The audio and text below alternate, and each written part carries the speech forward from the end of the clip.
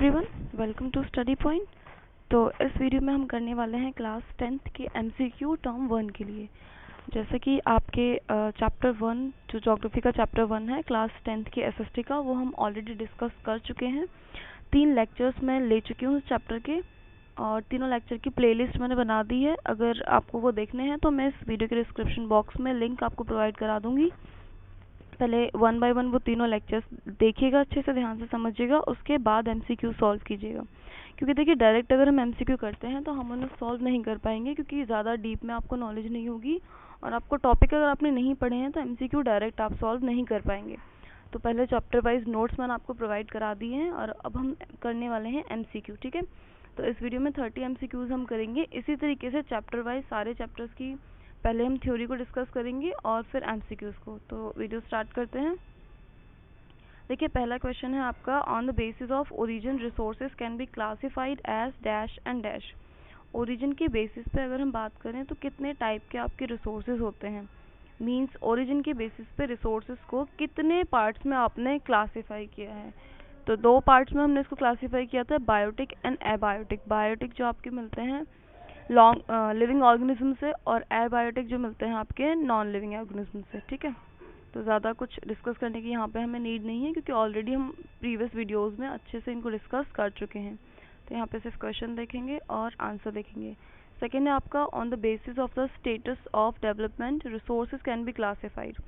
अगर हम status of development की बात करें तो स्टेटस ऑफ डेवलपमेंट रिसोर्सेज को कितने टाइप्स में क्लासिफाई किया है हमने, मतलब स्टेटस ऑफ डेवलपमेंट की बेसिस पे। तो 4 टाइप से हमने इनको डिफाइन किया था। पहला था आपका पोटेंशियल, दूसरा था आपका डेवलपमेंट, स्टॉक और रिजर्व। ये 4 आपके टाइप थे, चारों ही आपके स्टेटस ऑफ डेवलपमेंट के थे। तो आंसर होगा यहाँ पे all of the above. Clear. Next question है आपका, dash are the resources which are serving and their quality and quantity have been determined for utilisation. Means कोई पर्टिकुलर रिसोर्स आपके पास है, तो उसको यूज़ करने के लिए आपके पास क्वांटिटी भी है, और दूसरा यूटिलाइजेशन के लिए आपके पास क्वालिटी मीन्स टेक्नोलॉजी भी है, और वो रिसोर्स एसेसिबल भी है। ठीक है, तो इस टाइप के रिसोर्स को हम कहते हैं डेवलप्ड रिसोर्स। नेक्स्ट क्वेश्चन है आपका, देखिए ये मोस्ट इंपॉर्टेंट क्वेश्चन है। 1992 में जून में जो आपकी अर्थ समिट हुई थी, वो देखिए ब्राज़ील में हुई थी, पहली इंटरनेशनल समिट थी वो। तो जो ब्राज़ील में हुई थी, ब्राज़ील की किस सिटी में या कहाँ पे ये हुई थी, तो ये हुई थी आपकी रियो डी जेनेरियो में। क्लियर। नेक्स्ट क्वेश्चन है आपका, the state of Jharkhand means Jharkhand, Chhattisgarh और एमपी की अगर हम बात करें तो तीनों ही स्टेट में कौन सा ऐसा मिनरल है जो बहुत ज़्यादा क्वांटिटी में मिलता है। तो देखिए कोयले के डिपॉजिट्स यहाँ पे बहुत ज़्यादा मिलते हैं। तो देखिए नेक्स्ट 5 एमसीक्यूज हमने डिस्कस कर लिए। अब हम आपके 25 और करने वाले हैं इसी चैप्टर से। ठीक है, तो नेक्स्ट है आपका, the barren ground is a dash kind of resource. जो आपके बरिल ग्राउंड्स होते हैं मीन्स शमशान घाट जो आप कहते हैं, या जिस भी जगह पे डेड बॉडीज को दफनाया जाता है, वो जो जगह होती है वो आपका कोई इंडिविजुअल रिसोर्स है, नेशनल है, इंटरनेशनल है, या कम्युनिटी ओन्ड है। देखिए बरिल ग्राउंड जो होते हैं किसी इंडिविजुअल की प्राइवेट प्रॉपर्टी नहीं है, मीन्स ऐसा नहीं कि उसको केवल कोई एक पर्टिकुलर फैमिली या कोई पर्टिकुलर लोग ही यूज़ कर सकते हैं, और नेशनल भी नहीं होते हैं, क्योंकि अलग अलग रीजन्स में जिस रीजन में आते हैं उस रीजन के लोग उसको इस्तेमाल करते हैं। और इंटरनेशनल से तो कोई लेना देना है ही नहीं इसका, है ना। इंटरनेशनल लेवल पे इस तरीके की कोई भी चीज़ें नहीं है। तो ये आपका एक कम्युनिटी ओन रिसोर्सेज है।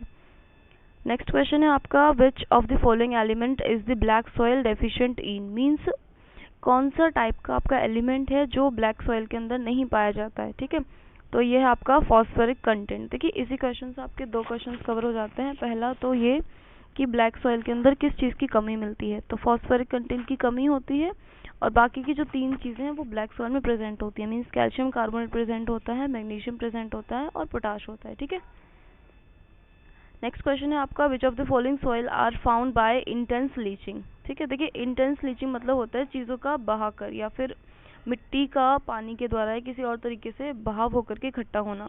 तो ये जो आपकी लैटेराइट सॉइल होती है इसी तरीके से फॉर्मेट होती है। जैसे मान लीजिए बारिश आई या बाढ़ आती है, तो धीरे धीरे वो क्या करती है, लाइट पार्टिकल्स जो होते हैं या फिर टॉप लेयर ऑफ सॉइल जो होती है उसको बहा करके अपने साथ आगे ले जाती है, और धीरे धीरे वही आपके पार्टिकल्स डिपॉजिट होते रहते हैं और लैटेराइट सॉइल आपकी फॉर्मेट हो जाती है। ठीक है, तो इंटेंस लीचिंग समझ आ गया होगा आपको।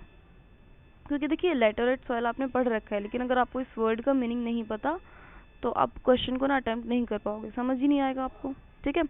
देखिए नेक्स्ट फिर यहाँ पे एक मैचिंग है, क्योंकि इस टाइप से भी क्वेश्चन आते हैं, थोड़ा अगर डिफिकल्ट बनाना हुआ या फिर एक हार्ड टाइप ऑफ क्वेश्चन पूछना होगा तो आपके इस टाइप से बनते हैं, स्टेटमेंट बेस्ड या फिर मैचिंग बेस्ड।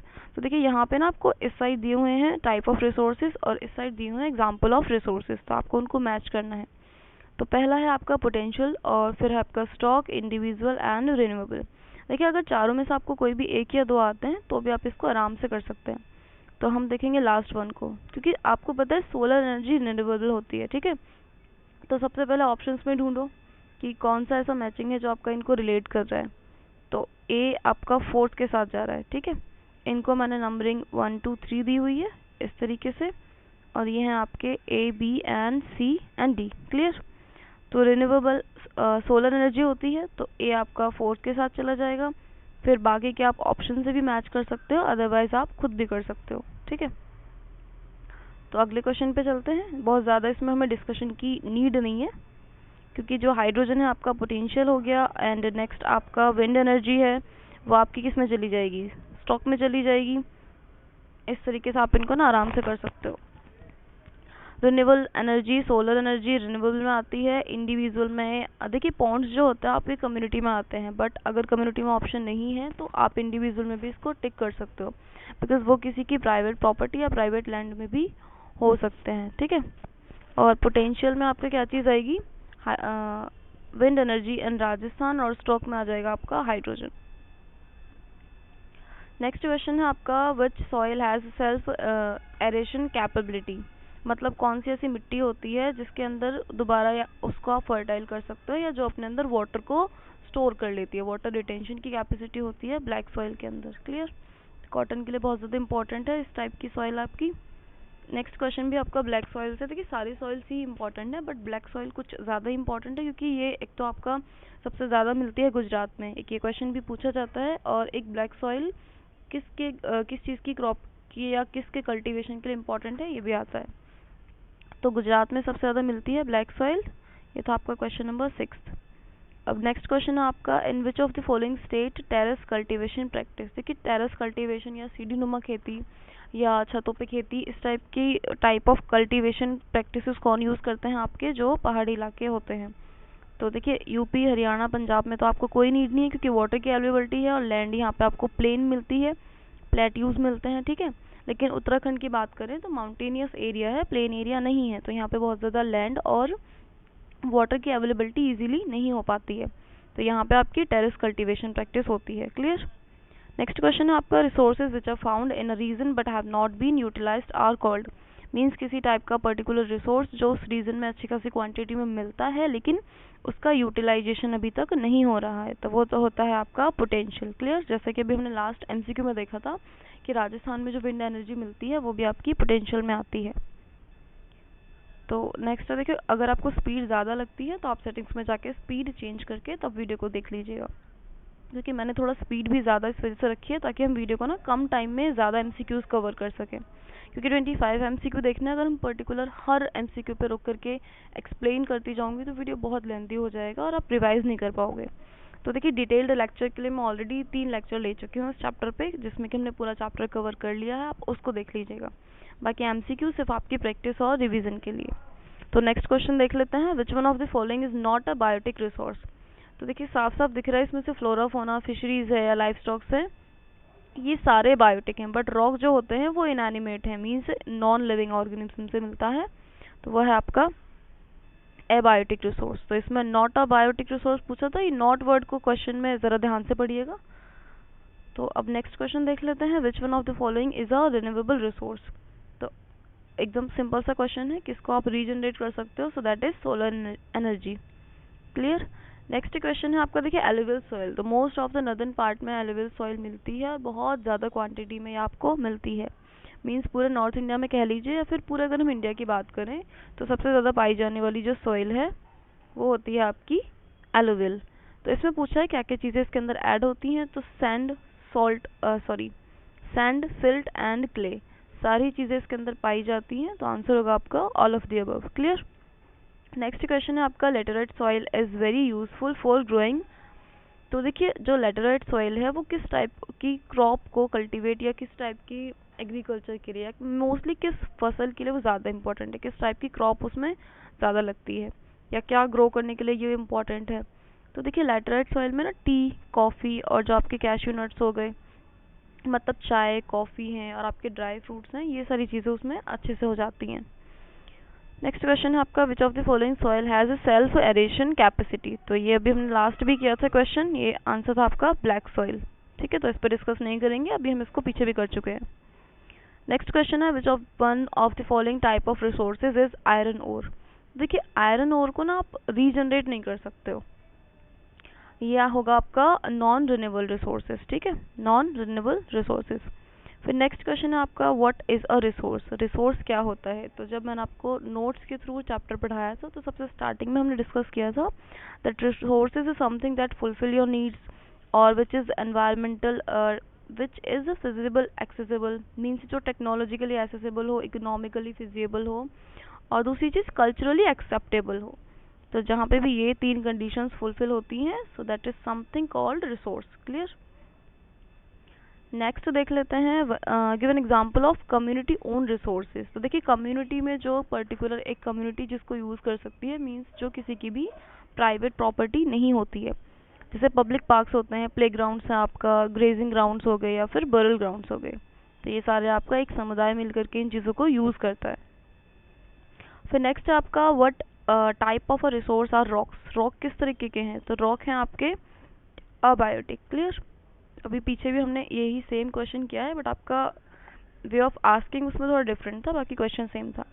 नेक्स्ट है आपका, where is the arid soil found. Arid soil सबसे ज़्यादा मिलती है राजस्थान में, लाल पीले टाइप की जो मिट्टी होती है ये मिलती है राजस्थान में। ठीक है, फिर देखिए नेक्स्ट आपका, ठीक है तो ये क्लियर है। नेक्स्ट क्वेश्चन देख लेते हैं। एरिड सॉइल के बाद आपका, what is the percentage share of plains in the total land area. तो देखिए जब मैंने लैंड एज अ रिसोर्स पढ़ाया था तो वहाँ पे हमने बहुत अच्छे से डिस्कस किया था कि लैंड को हमने 3 पार्ट्स में डिवाइड किया था वहाँ पे, प्लेन, माउंटेन एंड प्लेट्यूज में। तो यहाँ पे पूछा है कितना परसेंट एरिया आपका प्लेन में है, मतलब लैंड पे कितना परसेंट प्लेन एरिया है। तो ये है आपका 43%। क्लियर। देखिए नेक्स्ट क्वेश्चन में फिर पूछा है माउंटेनियस एरिया कितना है, तो ये है आपका 30%। और नेक्स्ट क्वेश्चन ये देखिए क्लास 9 से है ये क्वेश्चन कि टोटल जोग्राफिकल एरिया कितना है इंडिया का, तो ये है 3.28 मिलियन स्क्वायर किलोमीटर्स। वैसे क्वेश्चन 9 का है, लेकिन अगर आपके चैप्टर को किसी भी तरीके से रिलेट करता है, टच करता है, तो एग्जाम में पूछा जा सकता है, इसलिए मैंने इसको इंक्लूड किया है। ठीक है, उसके अलावा एक क्वेश्चन है, ये भी काफ़ी इंपॉर्टेंट है कि ब्लैक सॉइल को और हम किस नेम से जानते हैं। तो इसको रेगुलर सॉइल भी कहते हैं। ठीक है, नेक्स्ट देख लेते हैं कि रेड लैटेराइट सॉइल जो होती है वो किस टाइप के क्रॉप के लिए इम्पोर्टेंट है, मीन्स किस टाइप की क्रॉप उसमें अच्छे से ग्रो हो पाती है। तो कैश्यू नट्स के लिए इम्पोर्टेंट है, ये यूजफुल है काफ़ी। फिर नेक्स्ट आपका, विच one of the following soil is the best for cotton cultivation. तो कॉटन के कल्टीवेशन के लिए केवल और केवल आपकी काम आती है ब्लैक सॉइल। ठीक है, फिर नेक्स्ट क्वेश्चन है आपका, fresh water accounts for only, मतलब फ्रेश वाटर पूरे अर्थ पे कितने परसेंटेज में मिलता है, जो पीने लायक साफ पानी है, तो वो है आपका केवल 2.7%। क्लियर। तो यहाँ तक आपके 25 ये MCQ और प्रीवियस 5 MCQs, टोटल 30 MCQs हमने डिस्कस कर लिए। अब नेक्स्ट वीडियो जो होगा इस चैप्टर से वो होगा आपका मैप। ठीक है, तो टाइप्स ऑफ सॉइल का एक मैप है आपकी बुक में, उसको डिस्कस करेंगे नेक्स्ट वीडियो में। Thank you.